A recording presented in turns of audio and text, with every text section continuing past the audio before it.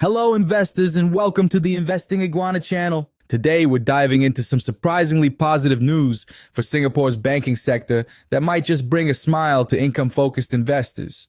Despite all the doom and gloom about global trade tensions and US tariffs, our local banking giants appear to be holding steady on the dividend front.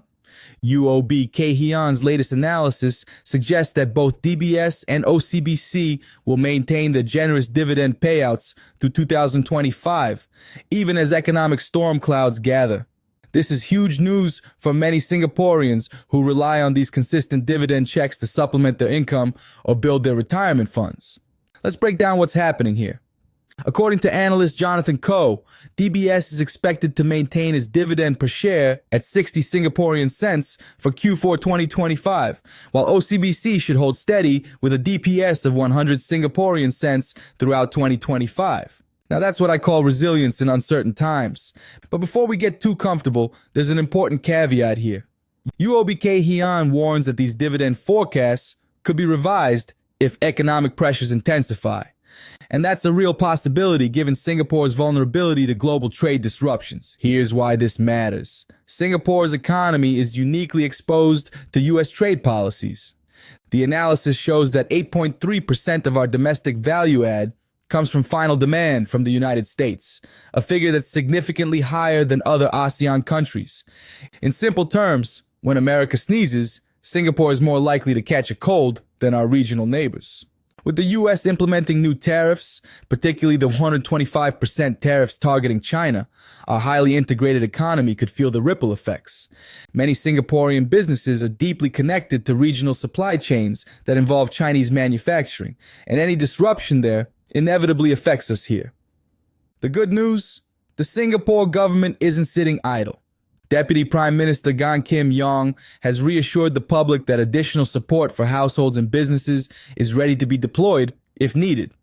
This proactive stance is typical of Singapore's economic management and provides some cushioning against external shocks that might otherwise threaten bank profitability and those all-important dividends.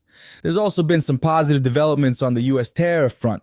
The Trump administration recently announced a 90-day pause on tariffs for trading partners, replacing them with a more manageable flat 10% tariff.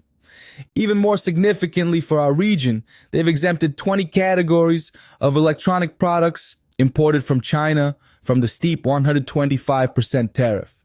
These exemptions cover critical components like semiconductors, memory chips, smartphones, and other electronics that form crucial links in supply chains throughout Asia. For Singapore's position as both a financial hub and high-tech manufacturing center, these exemptions offer some breathing room.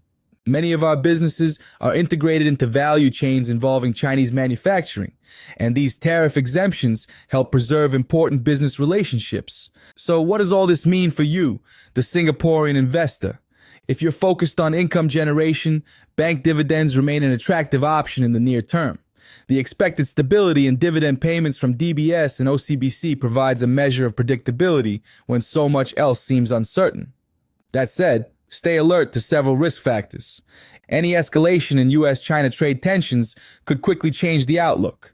If Singapore's economic growth slows more severely than anticipated, banks may face profitability pressures that could eventually impact dividends.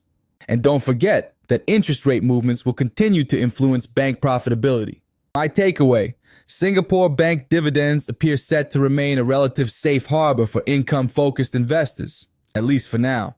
The commitment of our major banks to maintaining their dividend policies reflects both their financial strength and their understanding of how important these payouts are to local retail investors. As always, diversification remains prudent.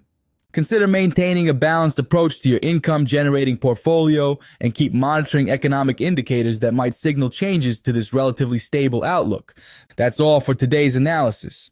If you found this valuable, please hit the like button and subscribe for more Singapore-focused financial insights. Until next time, this is the Investing Iguana, helping you navigate the financial jungle. Stay savvy, Singapore.